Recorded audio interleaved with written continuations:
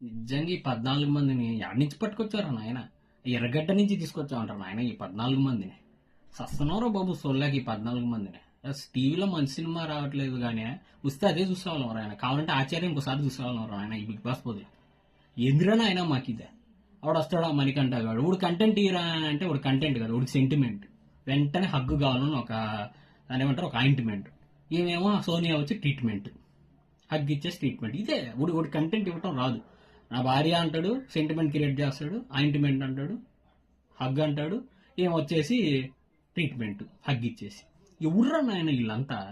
Straws కావటం రాదు, తినడం రాదు. కనీసం కుక్కలు అరిస్తే లేయటం కూడా చేత కాదు వీళ్ళకి.